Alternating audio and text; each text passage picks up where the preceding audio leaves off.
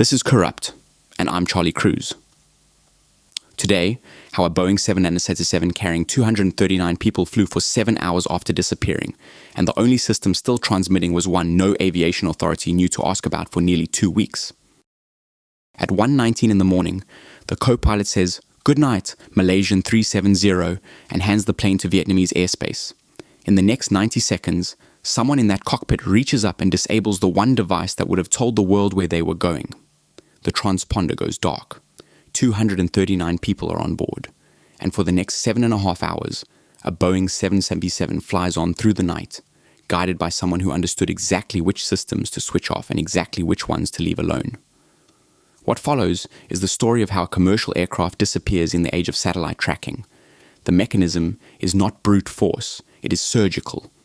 Someone used the seams in an international aviation system, a gap between two air traffic controllers, a blind spot in military radar doctrine, and a satellite network that was never designed to track aircraft, to move a plane across the sky for 7 hours without triggering a single emergency response.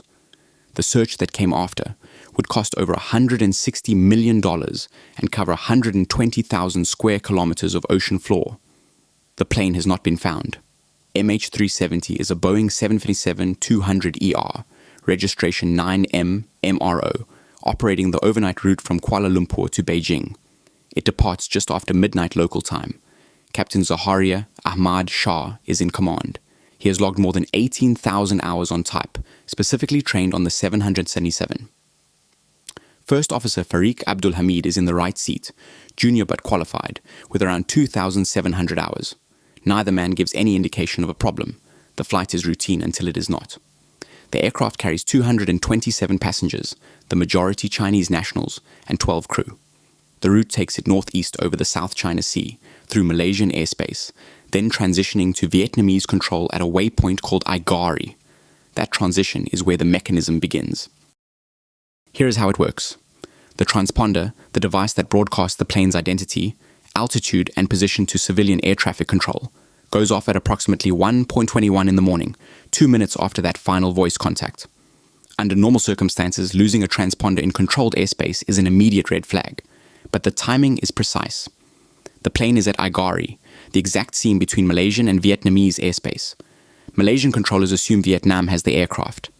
Vietnamese controllers see no handoff has been completed and assume Malaysia has not released it. Neither escalates. The gap between two jurisdictions absorbs the alert completely. The plane vanishes from civilian radar and no one picks up the phone. The military radar does something different. Malaysian military primary radar, which tracks raw returns without identity tags, picks up a blip moving west across the Malay Peninsula. It crosses the peninsula, enters the Strait of Malacca, moves north toward the Andaman Sea. Military operators watch it for over an hour. They assess it as a commercial aircraft that has turned back, non-threatening, not their problem. They do not notify civilian aviation authorities in real time. The blip disappears from military coverage near a waypoint called Vampy at around 2:22 in the morning. After that, there is no radar contact of any kind.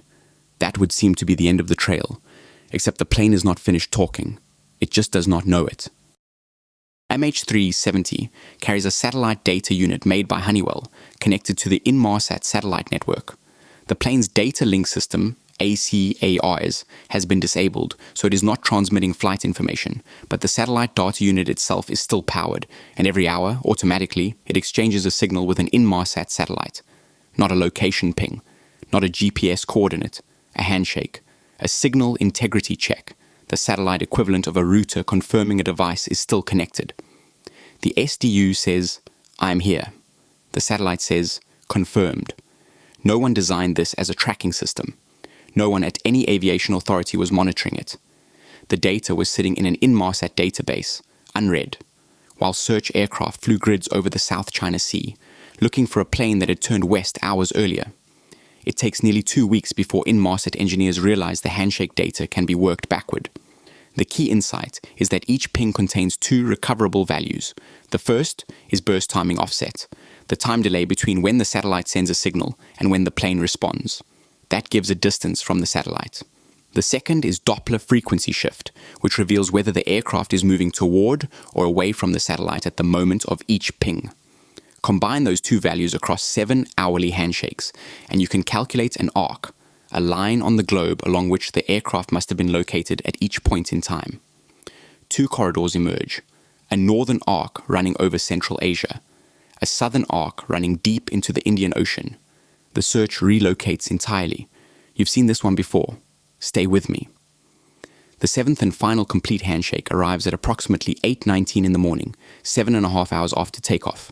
Minutes later, a partial eighth ping arrives, a log-on request that Inmarsat interprets as consistent with a power interruption, consistent with fuel exhaustion. The plane's last known position, as reconstructed from physics and satellite timing, is somewhere along what investigators call the seventh arc, in the remote southern Indian Ocean. The investigation, when it arrived in full, moved through this data methodically. The military radar confirmation came late, after Malaysian authorities had initially indicated it did not exist, then confirmed it did. Early search efforts had been concentrated in the South China Sea, based on assumptions that proved wrong. The correction cost days. By the time the Inmarsat analysis was complete and shared with investigators, nearly 2 weeks had passed since the disappearance. Then, roughly 16 months after the plane went missing, a section of wing surface called a flaperon washed ashore on Reunion Island in the western Indian Ocean. French investigators in Boeing confirmed it belonged to 9M MRO. The theory that the plane had landed somewhere intact was finished. The aircraft went into the ocean. The flaperon was followed over the next 2 years by approximately 26 additional debris pieces recovered from coastlines across the western Indian Ocean, Mozambique, South Africa, Tanzania, Madagascar, all assessed as consistent with a Boeing 777. None of it pointed precisely enough to a crash site to refocus the seabed search. The underwater search, led by the Australian Transport Safety Bureau, covered its entire priority zone and found nothing on the floor of the southern Indian Ocean. A second commercial search by Ocean Infinity, using autonomous submarines and a different section of seabed, also found nothing.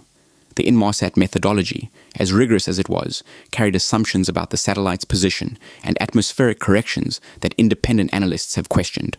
Every predicted zone has been searched. The plane has not been in any of them.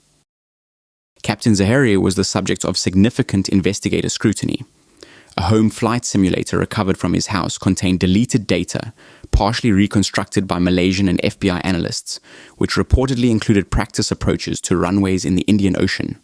Investigators flagged it, but home simulator enthusiasts routinely load unusual approaches, and no public conclusion was ever drawn from the data. The official Malaysian safety report does not name any individual as responsible for the disappearance. What it does confirm, by inference from the flight path, is that the most plausible explanation consistent with the evidence is an intentional act by someone in the cockpit. By whom and why, the report does not say. No one has been charged. No aircraft has been recovered. The 239 people aboard MH370 have no confirmed account of what happened to them. A renewed commercial search has been proposed, under a no-fine, no-fee arrangement, and as of the most recent public reporting, it had not yet begun. The system that was supposed to track that aircraft failed at every layer. The transponder went off at the one moment two controllers were not communicating. The military radar watched and said nothing. The one system still transmitting was never designed to be a tracker and sat unread in a database for nearly 2 weeks. Someone aboard MH370 knew how each of those layers worked and moved through the gaps between them. The plane flew for 7.5 hours. The satellite counted every hour. And when investigators finally thought to ask the satellite what it had seen, the plane was already at the bottom of the ocean, in a part of the world where almost nothing has ever been found. You have been listening to Corrupt with Charlie Cruz. Catch you next time. Grab news. Thomas.